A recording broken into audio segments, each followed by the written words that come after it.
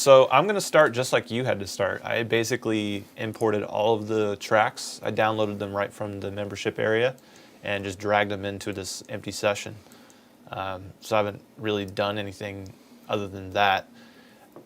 One thing I think a lot of people struggled with was how to do the tempo stuff. So I'm going to kind of walk through that real quick first. So I'm just do add tempo track. And the song starts at 140, so I've already got that going on there. And then what I did is I gave you guys some images that kind of spell out how this is set up. So what I'm going to do is I'm just going to literally look at these images and see how things are going. So the first tempo change is at bar 17, and it's 145, so I'll go in here, go to bar 17, put 145,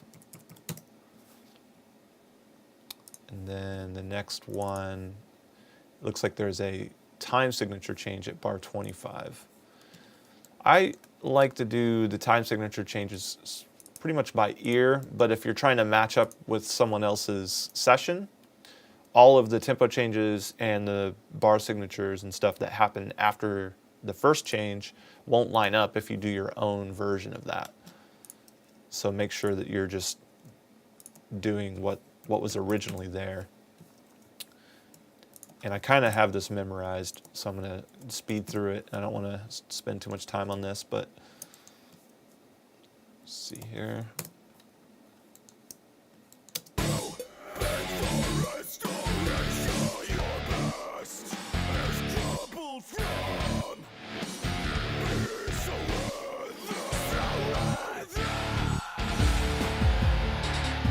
I think that's right, hopefully.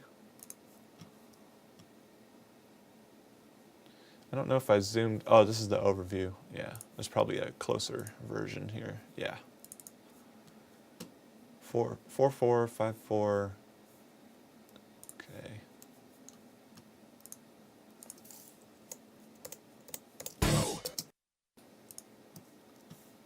Let's just take a look here. Bar 25. Oh yeah, let me also double check this.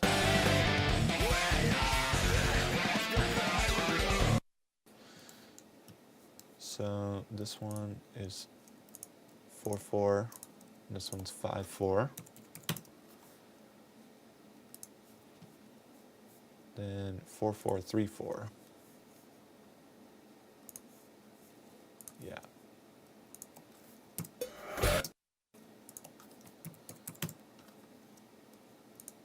And then 4/4 5/4.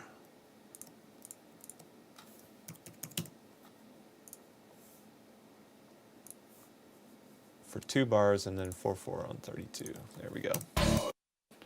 Okay.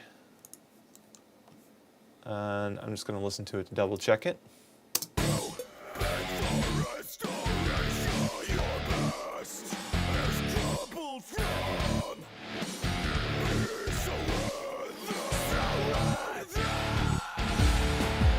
Cool. I want to know how many people got that right, because it was a little bit complicated. All right, so the next one. Oops. I just want to say this is, it's one of those things that once you know how to do this stuff, it doesn't take long at all, but like you really need to know how to do this stuff, because you're going to encounter lots of times in your career where people will not give you tempo maps, or will give you screwed up tempo maps, or even you're just doing pre-pro with a band who doesn't know anything about tempo changes, but you want to record to a click. You've got to do this quickly. Yeah, I always, like, the first 3 days of a session is like this kind of stuff for me, usually. For sure, yeah, absolutely. Even on a short session where it's like a few weeks, always first day, second day is this stuff. You can't make a record without it. It looks like we have a tempo fall from 150 to 140 on bar 58. So let's go there. 150 to 140,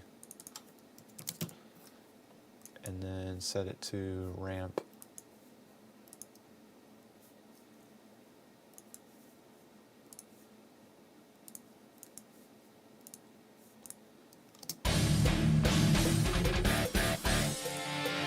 Oops. Goes here.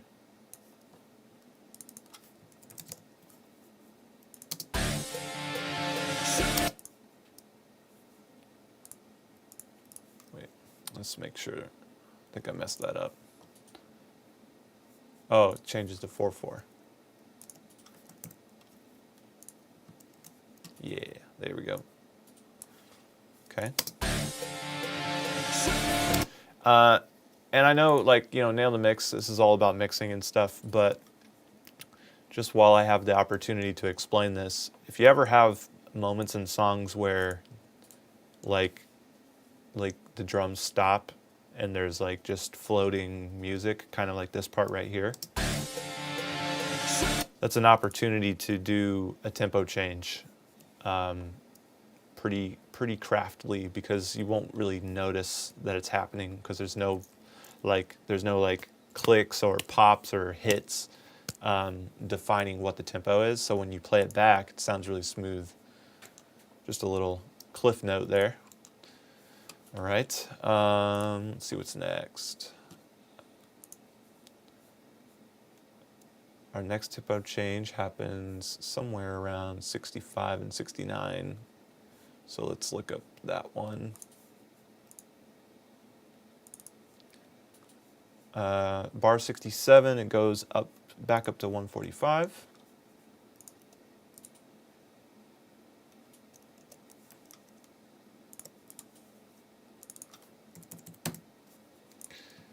And then on bar 75, it goes back down to 140. 75, 140. Still.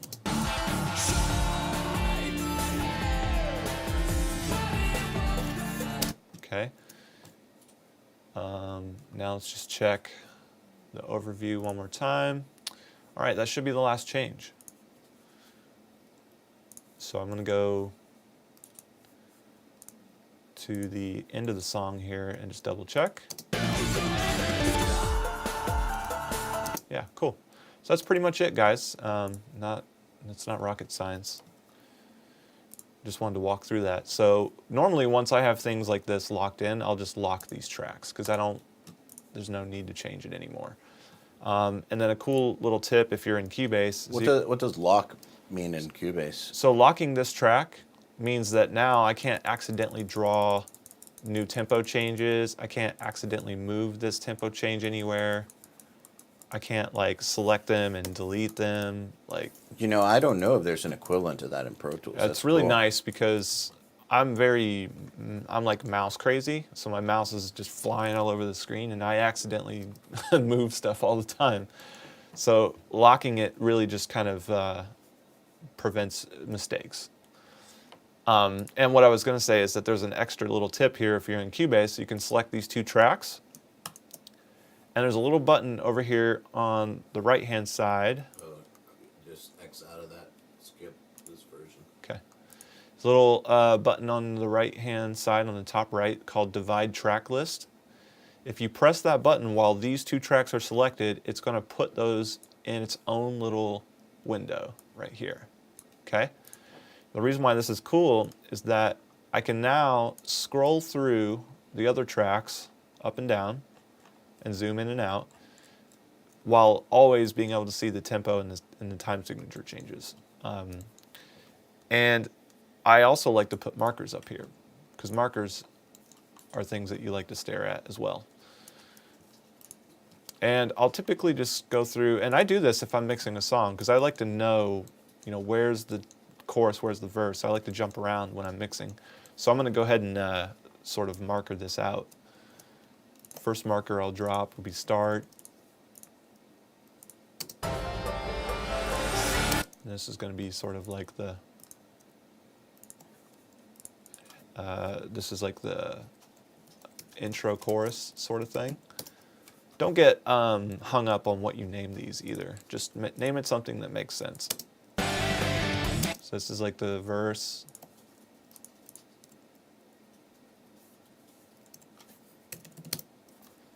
Then the breakdown.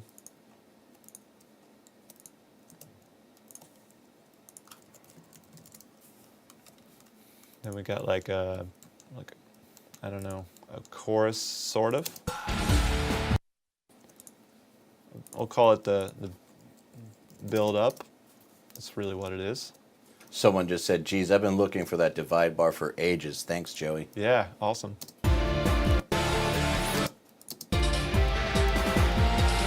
Okay, this is going to be the,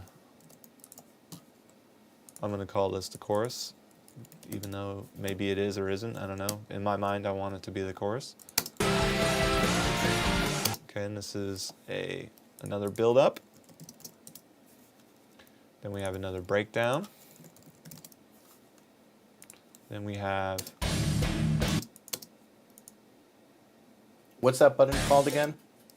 Divide track list is what it's called. Then we got a chorus.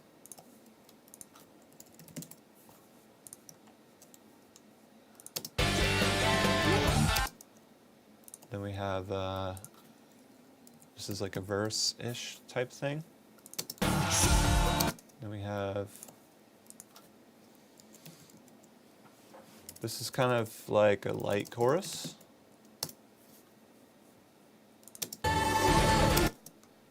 Then this is like the bridge.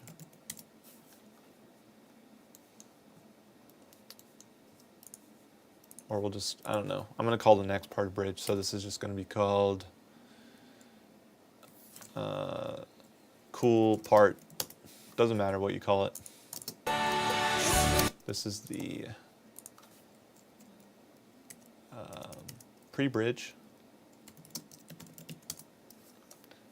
Sometimes I'll name things that are important in terms of mixing and not necessarily important in terms of song.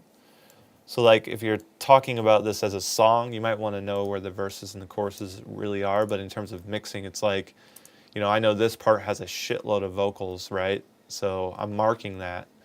Might not be super important for the song, but definitely important for the mix. I'm going to call this the bridge, epic bridge.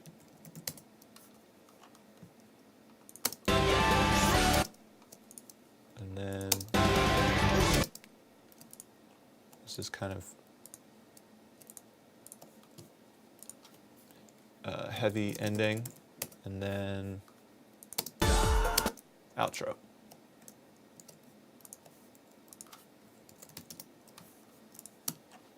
Cool. And I always like to put a marker for where the song is supposed to stop in terms of like file length. So like I don't want the song to be any longer than right here. So I'll put fin. And this is where I will usually just completely chop off everything.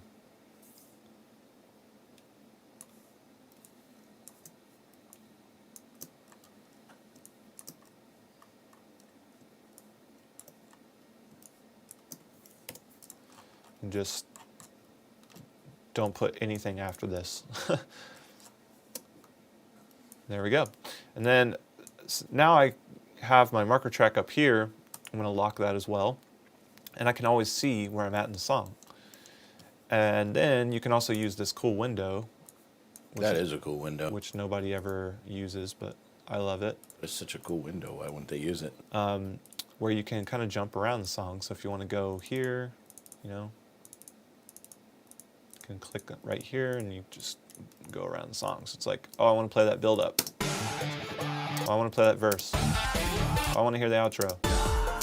This speeds up your mixing like 1,000 times. Let me just point out that, guys, in Pro Tools there's a very similar window that does the same thing, and I believe that the shortcut for going through these is K.